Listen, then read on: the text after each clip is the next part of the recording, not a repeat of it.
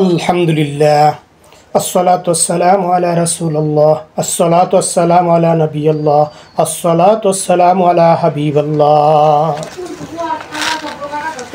এই পৃথিবীতে আমরা মানুষ হিসেবে যে বৈচিত্র্যতা দেখতে পাই, এটা শারীরিক বা মানসিক উভয় দিক হতে পারে। ভিতর বাহির প্রত্যেকটা বস্তুর একটা ভিতর বাহির দিক থাকে। তো এই মানুষের ভিতর এবং বাহির প্রত্যেকটা দিকে যে বৈচিত্র্যতা দেখতে পাই, কিছু কিছু বিষয়ে আমাদের আশ্চর্য লাগে।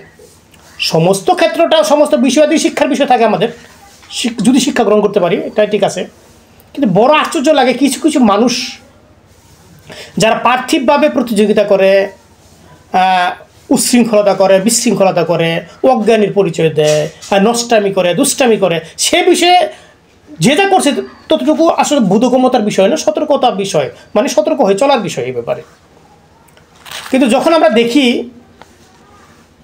কোনো দিন ইসলামের উপর চলা প্রতিষ্ঠিত হওয়ার ক্ষেত্রে কিছু মানুষ, এটা বেশধারী হোক, নমুনাদারি হোক বা প্রকৃতই হোক, এটা তো আমরা বুঝতে পারি না, কিন্তু এমন কিছু কিছু মানুষ তার জ্ঞান, তার অর্থ সম্পদ, তার বংশগত জৌলুস একটা বিষয় থাকে, এগুলো যখন গর্ব করে তখন দিন ইসলামের জীবন ব্যবস্থার সাথে এগুলো আসলে খাপ খায় না। এগুলো খুব খারাপ লাগে, জানা থাকলে অবশ্য।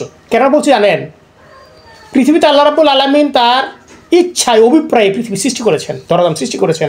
এখানে বিভিন্ন ধরনের মাখলুক সৃষ্টি করেছেন, তার মধ্যে মানুষকে শ্রেষ্ঠ করেছেন।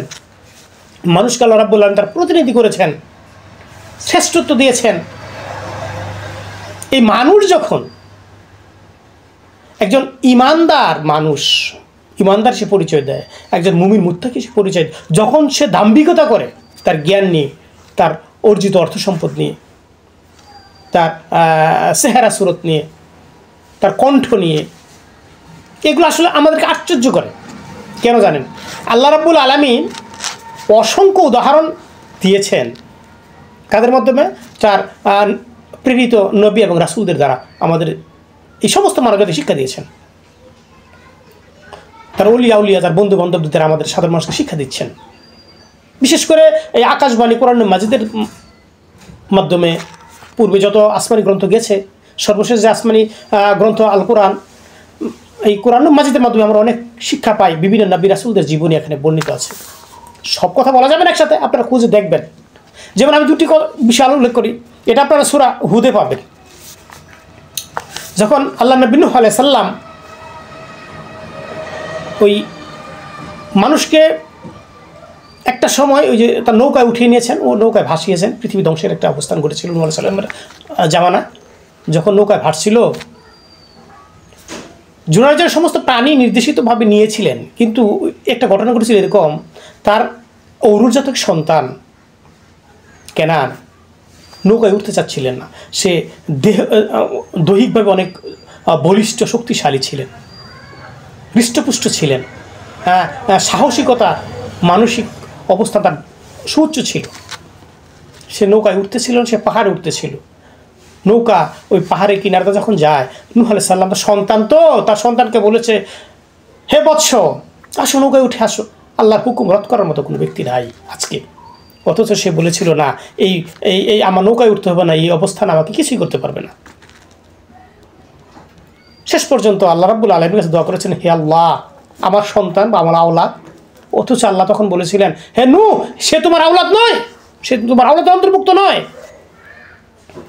এক হুঁশিয়ারি করেছেন আল্লাহ রাব্বুল আলামিন। সাথে সাথে আল্লাহ নবী নূহ আলাইহিস সালাম বলেছেন যে, হে আমার প্রতিপালক, যে বিষয়ে আমার জ্ঞান নাই সে বিষয়ে যাহাতে আপনাকে অনুরোধ না করি, এই জন্য আমি আপনার স্মরণ লইতেছি। চিন্তা করছেন আপনি?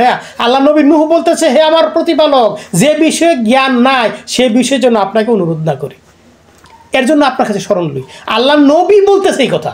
আপনি চিন্তা করতে পারবেন দাম্ভিকতার অবস্থান আমাদের আছে। আর একটা খেয়াল করুন, এটা আপনারা সূরা ইউসুফের মধ্যে পাবেন। আল্লাহ নবী ইউসুফ আলাইহিস সালামের দৈহিক গঠন এবং সৌন্দর্য দিক অত্যন্ত শ্রেষ্ঠ ছিলেন। তিনি যখন ওই মিশরের রাজার ব্যবস্থাপনায় লালিত পালিত হয়ে বড়সড় হয়েছেন, যৌবনপ্রাপ্ত হয়েছেন, সুশ্রী চেহারা অধিকারী হয়েছেন। তার ওই রাজার জুলেখা, রাজার স্ত্রী জুলেখা যখন তার কাছে কামনা স্বার্থ চরিতার্থ করার জন্য ব্যবস্থাপনা করতে চাইছিলেন, আল্লাহ নবী ইউসুফ আলাইহিস সালাম সে থেকে বাঁচার জন্য আমরা জানেন ফারাক হয়েছে। কিন্তু এই ব্যাপারটা শহরের অন্যান্য মেয়েরা জানার পর মিশরের সেই যে রানী জুলেখার প্রতি কুৎসা রটনা করছিল বা ঘৃণার কিছু কথামূলক বলছিল। একদিন এই জুলাইখা সমস্ত সুন্দরী সুন্দরী নারীদেরকে ডেকে এনে হাতে একটা ফল দিয়ে, হাতে চাকু দিয়ে ওই মুহূর্তে ইউসুফ আলাইহিস সালামের সামনে এনে দাঁড় করে দিয়ে বলছিল, তোমরা ফলটা কাটো। আর ফল না কেটে প্রত্যেকটা মেয়ে ইউসুফ আলাইহিস সালামের চেহারা দিয়ে তাকিয়ে থেকে হাতগুলো কেটে ফেলেছিল। এমন একটা অবস্থা হয়েছিল। যা আমি লম্বা করে বলছি না, তখন একটা পর্যায়ে এসেছিল ইউসুফ আলাইহিস সালাম তার সম্পর্কে মন্তব্য করেছিল কি জানেন? সে বলেছিল যে আমি নিজেকে নির্দোষ মনে করি না। আল্লাহ নবী ইউসুফ বলছে আমি নিজেকে নির্দোষ মনে করি না, মানুষের মন অবশ্যই মন্দ কর্মপ্রবণ, কিন্তু সে নয় যাহার প্রতি আমার প্রতিপালক দয়া করেন। আপনি বিষয়টা খেয়াল করেন, আল্লাহ নবী ইউসুফ বলেছে যে আমি নিজেকে নির্দোষ মনে করি না, মানুষের মন অবশ্যই মন্দ কর্মপ্রবণ, কিন্তু সে নয় যে যার প্রতি আমার প্রতিপালক দয়া করেন।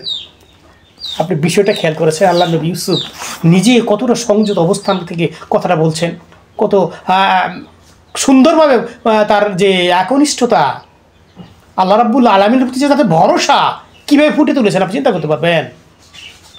আর অথচ আমরা একটা সাধারণ মানুষ, আল্লাহ গো, কত দাম্ভিকতা নিয়ে কথাবার্তা তর্কে জড়ায়, বিভিন্ন সভা সমিতি বলেন, ব্যক্তিগত বলেন, তর্কে জড়া যায়। হাইরে প্রকাশ করে তার জ্ঞানের কত পরিধি, তার জানার কত পরিধি, এটা প্রকাশ করে, অহংকার করে, গর্ব করে, তার কত ধন সম্পদ আছে, চ্যালেঞ্জ করে, লক্ষ লক্ষ কোটি টাকা চ্যালেঞ্জ করে, এই কথার সাথে এই কথার সাথে নিয়ে নিয়ে মানুষ কত গর্ব করে। এর না মানুষ। পরিশুদ্ধতা কতটুকু আছে আল্লাহ রাব্বুল আলামিন ভালো জানেন। এটা কতটুকু সঠিক কতটুকু বেঠিক আপনার জ্ঞানী মন চিন্তা করবেন। আসলে মানুষ হিসেবে আমাদের কেমন একনিষ্ঠতা থাকা দরকার, প্রভু ভক্তি থাকা দরকার, প্রভুর উপর তাওয়াক্কুল বা ভরসা করা দরকার, নিজেকে নিচুতায় আনা, রিচুতায় রাখার চেষ্টা করা দরকার কতটুকু, প্রত্যেকটা বোধগম্যতা এ নিয়ে আপনারা দেখবেন, চিন্তা করবেন। আল্লাহ রাব্বুল আলামিন আমাদেরকে যেন এই অনৈতিকতা থেকে, সমস্ত অনৈতিকতা থেকে পানাহ দান করেন। বিশেষ করে আল্লাহর কাছে ক্ষমা ভিক্ষা চাই, আল্লাহ গো তুমি ক্ষমা করো। সুন্দর সুশ্রী সরল সোজা পথ দান করো, সেই পথ যে পথে তোমার সন্তুষ্টি আছে, এটি তো বাস্তব, তাই না? পথ হলেই তো হবে না, সেই পথে দান করো, সরল সোজা হোক, কষ্ট থাক সুখ থাক, যাই থাক যাতনা থাক, হ্যাঁ যাই থাক, সেই পথটা যেন তোমার সন্তুষ্টির উপর ব্যবস্থাপনা থাকে, সেই পথে আমাকে পরিচালিত করো। এই দোয়াই তো আমরা করতে পারি। আল্লাহ রাব্বুল আলামিন যেন আমাদেরকে সেই তৌফিক দান করে।